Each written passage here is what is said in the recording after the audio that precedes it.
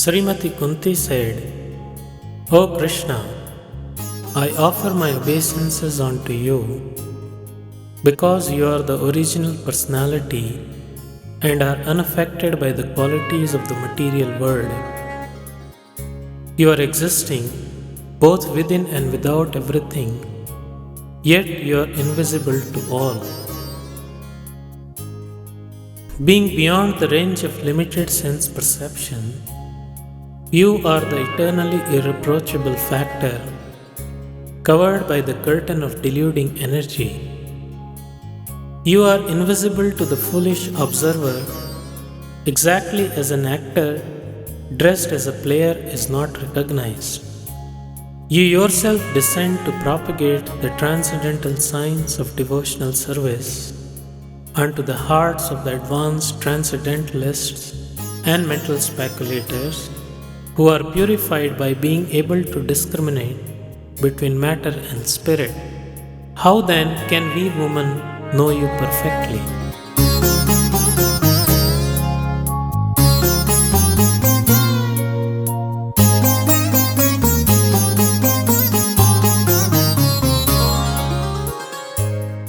Let me therefore offer my respectful obeisances unto the Lord, who has become the son of Vasudeva, the pleasure of Devaki, the boy of Nanda and the other cowherd men of Vrindavan, and the enlivener of the cows and the senses.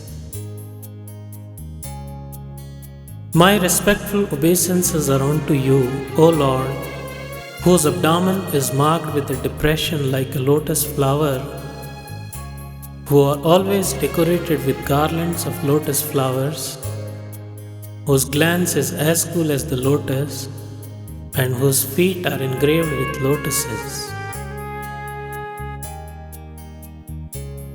O Rishikesh, master of the senses and lord of lords, you have released your mother Devaki, who was long imprisoned and distressed by the envious king Kamsa, and me and my children from a series of constant dangers.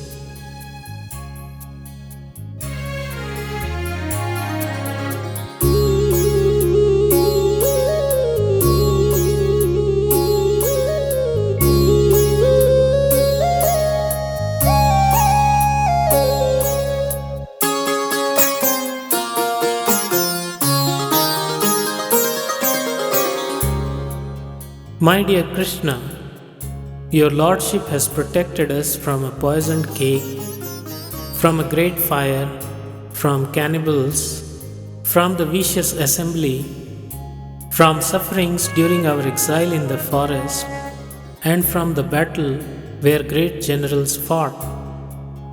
And now you have saved us from the weapon of Ashwathama. I wish that all those calamities would happen again and again, so that we could see you again and again, for seeing you means that we will no longer see repeated births and deaths.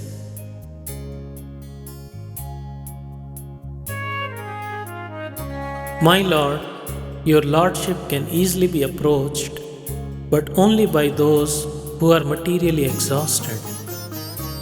One who is on the path of material progress, trying to improve himself with respectable parentage, great opulence, high education, and bodily beauty, cannot approach you with sincere feelings.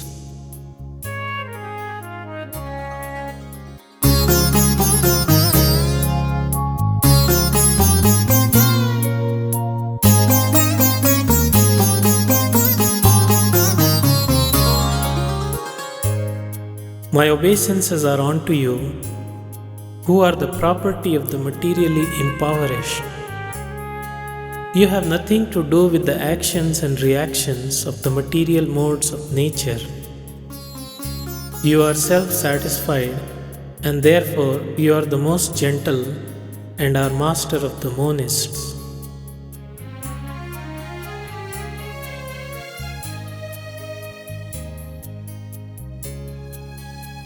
My Lord, I consider your Lordship to be eternal time, the Supreme Controller, without beginning and end, the all-pervasive one.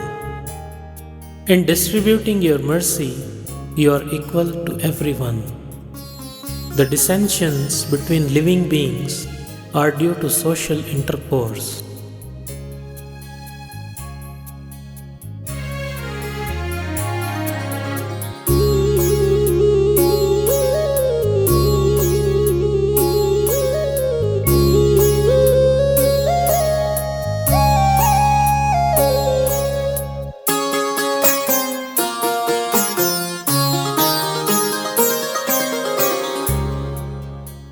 O Lord, no one can understand your transcendental pastimes, which appear to be human and are so misleading.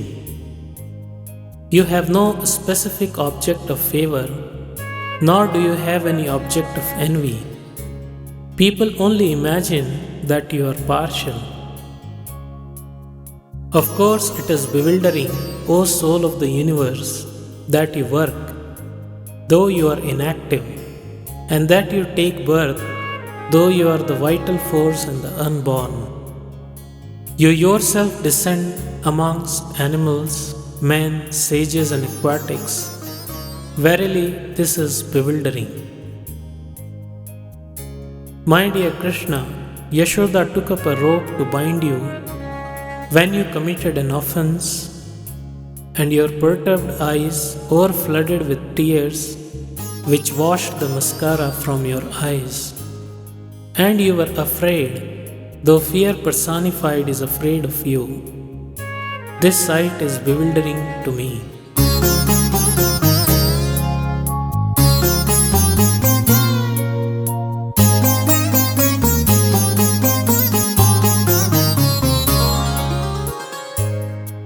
Some say that the unborn is born for the glorification of pious kings, and others say that he is born to please King Yadu, one of your dearest devotees.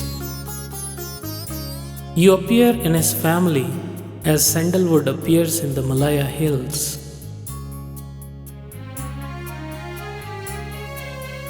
Others say that since both Vasudeva and Devaki prayed for you, you have taken your birth as their son. Undoubtedly, you are unborn, yet you take your birth for their welfare and to kill those who are envious of the demigods. Others say that the world, being overburdened like a boat at sea, is much aggrieved, and that Brahma, who is your son, prayed for you, and so you have appeared to diminish the trouble. And yet others say that you appear to rejuvenate the devotional service of hearing, remembering, worshipping, and so on, in order that the conditioned souls suffering from material pangs might take advantage and gain liberation.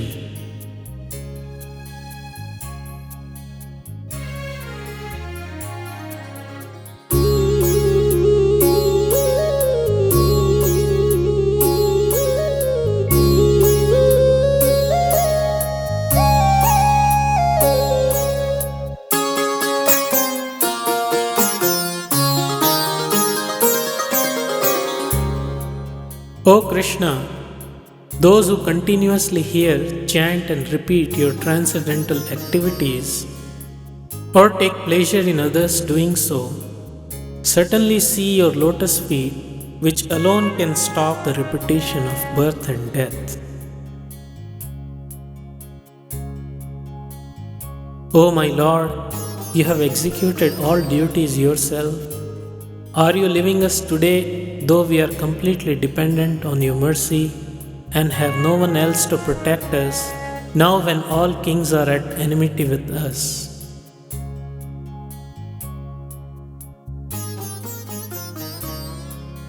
As the name and fame of a particular body is finished with the disappearance of the living spirit, similarly, if you do not look upon us, all our fame and activities along with the Pandavas and Yadus, will end at once.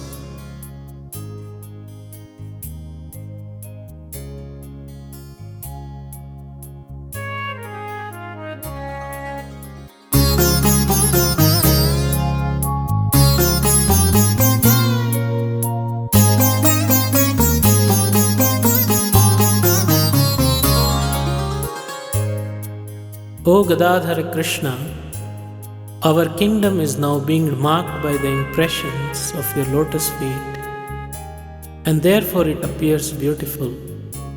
But when you leave, it will no longer be so.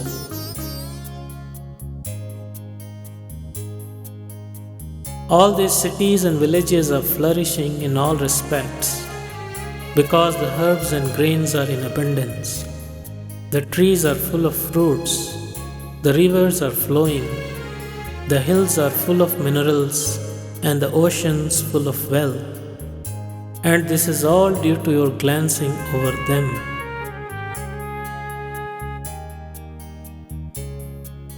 O Lord of the universe, Soul of the universe, O Personality of the form of the universe, please therefore sever my ties of affection for my kinsmen, the Pandavas and the Rishnis.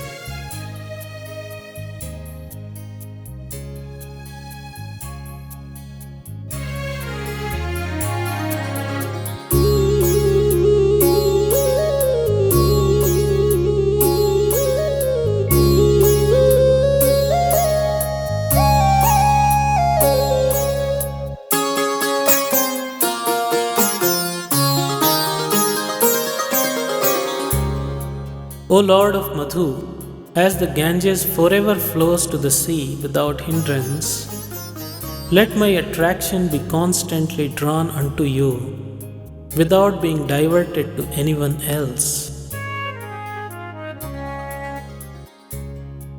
O Krishna, O friend of Arjuna, O chief amongst the descendants of Vrishni, you are the destroyer of those political parties which are disturbing elements on this earth. Your prowess never deteriorates. You are the proprietor of the transcendental abode, and you descend to relieve the distresses of the cows, the brahmanas, and the devotees.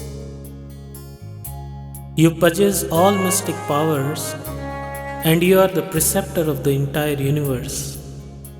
You are the Almighty God, and I offer you my respectful obeisances.